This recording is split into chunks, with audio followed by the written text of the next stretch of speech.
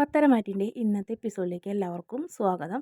അങ്ങനെ നന്ദു എൻ്റെ പേരിൽ ഇനി ഒരു വഴക്കുണ്ടാക്കണ്ട ആദർശേട്ടാ എന്ന് പറഞ്ഞ് നന്ദു പോകുമ്പോൾ ഒരുപാട് വിഷമാവുന്നുണ്ട് നയനയ്ക്കും ആദർശിനും അതുപോലെ തന്നെയാണ്. അങ്ങനെ ആദർശ് പറയുന്നുണ്ട്, അല്ലാണ്ട് എന്നെ നന്ദു ആകെ മാനസികമായി തകർന്നിരിക്കുന്നു, അതിൻ്റെ ഇടയിൽ അവളെ ഒരുപാട് ഇൻസൾട്ട് ചെയ്തിട്ടുണ്ടെന്ന് തോന്നുന്നുണ്ട് പാവം എന്ന് പറഞ്ഞ്. അത് ആദർശേട്ടന് അവളെ സ്വഭാവം അറിയാഞ്ഞിട്ടാണ്. അവൾക്ക് പരിധി വിട്ട് കഴിഞ്ഞാൽ അവൾ ചുരുട്ടി കൂട്ടി ഈ അനാമികനെ മൂലയ്ക്ക് ഇരുത്തും, അതുവരെ ഉണ്ടാവുള്ളൂ കാര്യങ്ങൾ എന്നൊക്കെ പറയും. പിന്നെ നേരെ നോക്കുമ്പോൾ അനാമിക വരുന്നുണ്ടാവും. വലിയ സന്തോഷത്തോടെ ചിരിച്ചൊക്കെ വരികയായിരിക്കും. ഇവളെ കണ്ടപ്പോൾ വന്നോ നീ എന്ന് നയനനോട് ചോദിക്കും. രണ്ടുപേരും കൂടി അനിയന് കൂട്ടാക്കി കൊടുത്ത് പോയല്ലേ അനിയത്തിനെ. ഞാനിവിടുന്ന് പോയത് തക്കം നോക്കി കഴിഞ്ഞിട്ട് അനിയത്തിനെ വിളിച്ചു വരുത്തിയല്ലേ നീ എന്നൊക്കെ ചോദിച്ചപ്പോൾ അനാവശ്യം പറയരുത് നീ എന്ന് ആദർശ് പറയുന്നുണ്ട്. നീ എന്ത് കണ്ടിട്ടാണ് ഇങ്ങനെയൊക്കെ അനാവശ്യങ്ങൾ പറയുന്നത്? നയനെ ഞങ്ങൾ അങ്ങോട്ട് പോയ തക്കം നോക്കി വന്നതൊന്നുമല്ല, അതിൻ്റെ ആവശ്യമൊന്നുമില്ല. നന്ദുവിന് നന്ദു നയനര അനിയത്തിന് നയനര അമ്മായിമ്മേന് ഹോസ്പിറ്റലിലേക്ക് എടുക്കുന്നത്. അപ്പോൾ അതുകൊണ്ട് നയനര അനിയത്തിക്ക് ഇവിടെ വരാനുള്ള അധികാരമുണ്ട്. നീ അത് ആവശ്യമില്ലാണ്ട് വളച്ചിട്ടൊന്നും വേണ്ട. ഇല്ല ആദർശേട്ടനെ ഇപ്പോൾ പൊട്ടനാണ് ആദർശേട്ടൻ, ഇത്രയും നാൾ ഇവളെ വെറുത്തിട്ട് ഇപ്പോൾ ഇവളെ സ്നേഹിക്കുന്നില്ലേ എന്നൊക്കെ ചോദിച്ചു. നീ ഇതിന് ആവശ്യമില്ലാത്ത കാര്യങ്ങളൊക്കെ അന്വേഷിക്കാൻ നിൽക്കണേന്ന് ചോദിക്കും. പിന്നെ ആദർശേട്ടൻ്റെ നാണില്ലേ സ്വന്തം അമ്മയ്ക്ക് വിഷം കൊടുത്ത് ആളെ ചേർത്ത് നിർത്താമെന്ന് ചോദിക്കുമ്പോൾ, അങ്ങനെ വിഷം കൊടുക്കുന്നത് ഞാനല്ലേടി, എൻ്റെ സ്വഭാവമല്ല എന്ന് നയന പറയും. എന്തായാലും ഒന്നില്ലെങ്കിൽ അത് നീ നിൻ്റെ അമ്മ അല്ലെങ്കിൽ അബിയുടെ അമ്മ ഇവരാരെങ്കിലും ഒരാളാവും ചെയ്തിട്ടുണ്ടായി. ഈ 4 പേരിൽ ഒരാളറിയാണ്ട് ഇങ്ങനെ നടക്കില്ല, അതെനിക്ക് ഉറപ്പുണ്ട്. എന്ത് പറഞ്ഞടി എന്ന് പറഞ്ഞു കഴിഞ്ഞിട്ട് നയനയുടെ മേലെ കൈ പോക്കുമ്പോൾ ആദർശ് പറയുന്നുണ്ട്, തൊട്ടു പോകരുത്, അവൾ നയന നിൻ്റെ ചേട്ടത്തിന് ആ ബഹുമാനം കാണിക്കണം സംസാരത്തിൽ എന്നൊക്കെ പറയും. അങ്ങനെ പിന്നെയും ഒരുപാട് വഴക്കൊക്കെ ഉണ്ടാക്കി. അപ്പോൾ ആദർശിനെ നയനനെ ഇങ്ങനെ നിന്നിങ്ങനെ അപമാനിക്കുന്നുണ്ട്. അപ്പോൾ എനിക്ക് ഒരുപാട് ദേഷ്യം, അവിടെ നിർത്തടി, ഇവിടെ നിന്ന് ഇറങ്ങിപ്പോടി, നീയല്ലേടി എൻ്റെ ജീവിതത്തിലേക്ക് വലിഞ്ഞു കയറി വന്നതെന്ന് പറഞ്ഞപ്പോൾ, അതേടാ ഞാൻ വലിഞ്ഞു കയറി വന്നതെന്ന് അതെനിക്ക് മനസ്സിലായടാ, ഇന്നത്തോടുകൂടി അത് ശരിക്കും മനസ്സിലായി എന്നൊക്കെ പറഞ്ഞ് ഞാൻ അനന്തപുരിയിൽ നിന്ന് ഇറങ്ങാൻ കാത്തുക്കയലേടാ, നീ അവളെ കൊണ്ടുവരാനൊക്കെ പറഞ്ഞു. അനാമിക അവിടെ നിന്ന് പോകും. പിന്നെ അനി പറയുന്നത്, മടുത്തു ചേട്ടാ, എൻ്റെ ജീവിതം എനിക്ക് മതിയായി, ഇപ്പോൾ എല്ലാവരും എന്നോട് സഹതപിക്കുന്നു, എന്താ കാര്യം, എൻ്റെ ജീവിതം നശിച്ചില്ലേ, ഇങ്ങനെ ഒരുത്തിനാണ് എൻ്റെ തലയിൽ എല്ലാവരും കൂടെ കെട്ടിവെച്ചതെന്നും പറഞ്ഞ് നെഞ്ച് പൊട്ടിയും കഴിഞ്ഞിട്ട് വിഷമത്തോടെ തന്നെ അനിയും ഹോസ്പിറ്റലിൽ നിന്ന് ഇറങ്ങിപ്പോകും. അനിയുടെ ജീവിതം തകരുന്നത് കണ്ട് ആദർശ് ഒരുപാട് വിഷമത്തോടെ നയനോട് പറയുന്നുണ്ട്, ഇവള് പക്വതയില്ലാത്ത കുട്ടിയായതുകൊണ്ടല്ലേ എന്നൊക്കെ പറഞ്ഞ് സമാധാനിപ്പിക്കാൻ നോക്കുന്നുണ്ട്. പിന്നെ പറയുന്നുണ്ട്, അവള് കാരണം അനിയുടെ ജീവിതം നശിക്കുന്നു, ഇതുകൊണ്ടിട്ട് അനാമിക എന്തെങ്കിലും പറഞ്ഞാലും ഞാനൊന്നും മിണ്ടാത്തത്, കാരണം അനാമിക എന്തെങ്കിലും വിളിച്ച് പറയും, അത് എനിക്ക് ഒരുപാട് വിഷമമുണ്ടാക്കും. അനന്തപുരി തറവാട്ടിലാണെങ്കിൽ വിവാഹം കഴിച്ച ആരും ഇന്ന് വരെ ബന്ധം രണ്ടായിട്ടില്ല, അതുകൊണ്ട് സഹിച്ചേ പറ്റൂ, അനിയുടെ ജീവിതം ഓർത്ത് നയനൊന്നും പറയരുതെന്ന് പറഞ്ഞപ്പോൾ അവനെ ഓർത്ത് തന്നെയല്ലേ ഞാനിങ്ങനെ ഒന്നും പറയാണ്ടിരിക്കണേ, നന്ദുവിനെ അനന്തപുരി തറവാട്ടിലേക്ക് കൊണ്ടുവരണമെങ്കിൽ എനിക്ക് മാത്രം വിചാരിച്ചാൽ നടക്കുമായിരുന്നു, ഞാനതിനെ എതിർത്തത് ഇതുകൊണ്ടൊക്കെ തന്നെയാണെന്ന് പറഞ്ഞു നയന മനസ്സ് തുറന്നു കഴിഞ്ഞിട്ട് ആദർശിനോട് വിഷമം പറയുന്നുണ്ട്. പിന്നെ അനന്തപുരി തറവാട കാണിക്കുന്നത്, അവിടെ ജാനകി വരാന്തയിൽ ഇരിക്കുന്നുണ്ട്.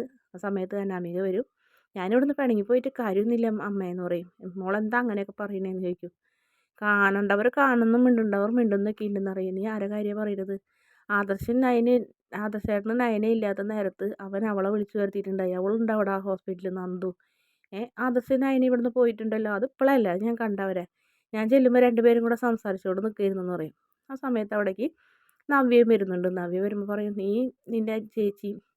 നിൻ്റെ അനിയത്തിമാരും കൂടി ഈ വീട്ടിലേക്ക് കയറി പറ്റുമെന്ന് വിചാരിക്കണ്ടേ, ഇനി അവളെ ഇങ്ങോട്ട് കൊണ്ടുവരില്ല, അനാമിക മോൾ ഇവിടെ നിന്ന് പോയാലും ഈ വീടിൻ്റെ മരുമകൾ അനാമിക മോൾ തന്നെ ആയിരിക്കും, നിൻ്റെ അനിയത്തി ഇങ്ങനെ ഹോസ്പിറ്റലിലേക്ക് വിളിച്ചു വരുത്തിയത് നിങ്ങളൊക്കെ കൂടി ആവുമല്ലേ എന്ന് വെച്ച് ജാനകി നമ്മുടെ ഒരുപാട് അപമാനിക്കുന്നുണ്ട് നവ്യനെ. നിന്നെ പോലുള്ള പെൺപിള്ളേരൊക്കെ ഈ വീട്ടിലേക്ക് കയറ്റി വിട്ട് അവിടെ ഒളിച്ചിരിക്കുന്ന അയാളുടെ കരണത്തടിക്കണം എന്ന് പറഞ്ഞപ്പോൾ, എൻ്റെ അച്ഛൻ്റെ കരണത്തല്ല അടിക്കേണ്ടത്, ഇത്രയ്ക്ക് മോശമായ ഒരു പെൺകുട്ടീനെ ഉണ്ടാക്കി വിട്ട ഇവിടേക്ക് കയറ്റി വിട്ട ഇവളുടെ അച്ഛൻ്റെ മുഖത്തിന് അടിക്കേണ്ടതെന്ന് പറയും. നീ എന്താ പറഞ്ഞതെന്ന് ചോദിക്കും. അതേടി, നീയും നിൻ്റെ അമ്മയും പോട്ടെ, എന്തെങ്കിലും ആവട്ടെ എന്ന് വിചാരിക്കുക, നിൻ്റെ അച്ഛൻ ഇതിന് കൂട്ടുമെന്ന് വിചാരിച്ചില്ലേടി, നിൻ്റെ അച്ഛനല്ലേടി പായസത്തിൽ വിഷം കലർത്താൻ കൂട്ടുന്നത്, നിനക്ക് ഞാൻ കണ്ടതല്ലേടി അതെന്നൊക്കെ ചോദിച്ച് വഴക്കുണ്ടാക്കുന്നുണ്ട്. എനിക്കറിയാടി എൻ്റെ കുഞ്ഞു പോകാൻ വേണ്ടിയിട്ട് നീയും നിൻ്റെ അമ്മയും അല്ലെങ്കിൽ അബിയോ അബിയുടെ അമ്മയും കൂടി അല്ലെങ്കിൽ നിങ്ങൾ 4 പേരും കൂടി ആയിട്ട് ഇത് ചെയ്തതെന്ന് പറഞ്ഞ് വീണ്ടും അവിടെ അനന്തപുരിയിൽ ഭയങ്കര വഴക്കാവും. അങ്ങനെ അനാമിക നവ്യരെ കരണത്തടിക്കാൻ നോക്കുമ്പോൾ ആ കൈ പിടിച്ച് കഴിഞ്ഞിട്ട് ഒടുക്കി നിന്ന് നവ്യ തൊട്ട് പോകരുതടി, നിൻ്റെ വേഷം കെട്ടൊന്നും ഇവിടെ നടക്കില്ല, മുത്തശ്ശി ഉള്ളിടത്തോളം കാലം എന്ന് പറഞ്ഞ് നവ്യ അകത്തേക്കും പോകും. അപ്പോൾ എന്നെ നമ്മുടെ ജാനകി പറയുന്നത് മോളെ ക്ഷമിക്ക്, എന്തായാലും മലയ്ക്ക് പോക്കൊക്കെ ഒന്ന് കഴിയട്ടെ, ഇവിടെ ഒരു യുദ്ധം വേണ്ടി വരും എന്നൊക്കെ പറഞ്ഞ് ജാനകി സമാധാനിപ്പിക്കുന്നുണ്ട് നയനനെ, സോറി അനാമികനെ. അതിനുശേഷം പിന്നെ കാണിക്കുന്നത് ഹോസ്പിറ്റലിൽ ആദർശും നയനയും കൂടെ സംസാരിച്ചുകൊണ്ടിരിക്കുകയായിരിക്കുള്ളൂ. ആ സമയത്ത് അച്ഛൻ അങ്ങോട്ട് വരുന്നുണ്ട്.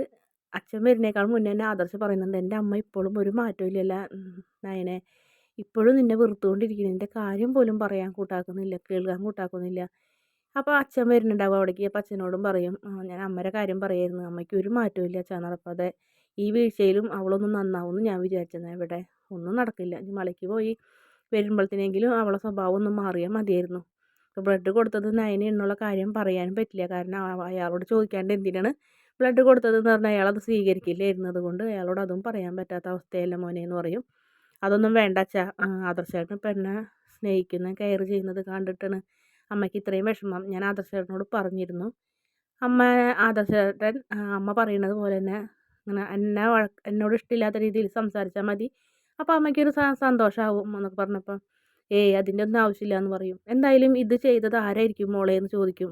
ഉറപ്പല്ല അച്ഛാ, അവർ 4 പേരറിയാണ്ട് ആ വീട്ടിൽ വേറെ ആരും അതിൽ വിഷം ചേർക്കില്ല, പ്രത്യേകിച്ച് ഞാൻ എന്തായാലും നവ്യേച്ചിക്ക് വിഷം കൊടുക്കില്ല എന്നറിയാം. അപ്പോൾ പിന്നെ നവ്യേച്ചിക്ക് കലക്കി വെച്ച പാലിൽ നവ്യേച്ചിയുടെ കുഞ്ഞ് പോകാൻ വേണ്ടിയായിട്ട് ചെയ്തതെന്ന് പറഞ്ഞപ്പോൾ അപ്പോൾ അനാമികയുടെ അമ്മേനെയും ശരിക്കും സൂക്ഷിക്കണമെന്ന് ജയനും പറയും. ആ സമയത്ത് പെട്ടെന്ന് നമ്മുടെ നയനയ്ക്ക് ഇങ്ങനെ തലയൊക്കെ കറങ്ങുന്നുണ്ട്. നയനയ്ക്ക് തല കറങ്ങിയപ്പോൾ ആദർശ് ഓടിച്ചെന്ന് പിടിച്ച് ഇരുത്തുന്നൊക്കെ ഉണ്ട്. അതിനുശേഷം പിന്നെ കാണിക്കുന്നത് ഡോക്ടർ വന്ന് പരിശോധിക്കുന്നുണ്ട്, പ്രഷർ വളരെ ലോ ആണ്, ഭക്ഷണം കഴിക്കാൻ പറഞ്ഞതല്ലേ എന്നൊക്കെ പറയുമ്പോൾ ആദർശം പറയുന്നുണ്ട്, ഭക്ഷണം ഉണ്ടാക്കാൻ മാത്രം അറിയുള്ളൂ, കഴിക്കുന്നില്ല, മറ്റുള്ളവരെ കഴിപ്പിക്കലാണ് അവളെ പണി എന്നൊക്കെ പറഞ്ഞ് ആദർശം വഴക്ക് പറയുന്നുണ്ട്. ആ സമയത്ത് അച്ഛനും പറയും, മോളെ ബ്ലഡ് എടുത്ത നിലയ്ക്ക് ശരിക്കും ഇങ്ങനെ പ്രഷർ കുറയാൻ പാടില്ല, ഫിക്സൊക്കെ വരും, അതുകൊണ്ടാണ് മോളോട് ഭക്ഷണമൊക്കെ കഴിക്കാൻ പറയണേന്ന് പറഞ്ഞ് അച്ഛനും സമാധാനിപ്പിച്ചിട്ട് നീ എന്തായാലും മോളിരുത്തിരിക്കും, ഞാൻ അവളെ ദേവയാനി ചേച്ചിക്ക് ഞാൻ പോകാമെന്ന് പറയും. അങ്ങനെ നയനയുടെ അടുത്ത് ആദർശ് ഇങ്ങനെ ഇരിക്കുന്നുണ്ട്. ആദർശിനെ നല്ല സന്തോഷത്തോടെ ഇങ്ങനെ നോക്കുന്നുണ്ട്. അപ്പം നയനോട് പറയുന്നുണ്ട്, നിനക്ക് ഞാൻ ജ്യൂസൊക്കെ മേടിച്ച് തരാമെന്ന് പറഞ്ഞതല്ലേ, എന്തെങ്കിലും കഴിക്കാൻ, ഇനിയിപ്പോൾ വീട്ടിൽ പോയാലും നീ പ്രത്യേകിച്ച് പണിയൊന്നും എടുക്കണ്ട, അവിടെ ഇനിയും പെണ്ണുങ്ങളൊക്കെ ഉണ്ടല്ലോ അവരൊക്കെ എടുക്കട്ടെ എന്ന് പറയും. പിന്നെ നീ ഇങ്ങനെ കിടന്നത് മുത്തശ്ശനും മുത്തശ്ശി അറിയണ്ട, അവരുടെ BP കൂടുമെന്ന് പറഞ്ഞപ്പോൾ അതൊക്കെ അറിയിക്കാൻ അവിടെ കുറേ വിഷജന്തുക്കളില്ലേ എന്നും ആദർശ് പറയുന്നുണ്ട്. എന്തായാലും മലയ്ക്ക് പോയി വരുമ്പോഴത്തേനും എൻ്റെ അമ്മയുടെ സ്വഭാവം മാറും എന്ന് വിചാരിച്ചിരുന്നിട്ട് എനിക്ക് തെറ്റ് പറ്റിയെന്ന് തോന്നുന്നുണ്ടല്ലോ നയനെ.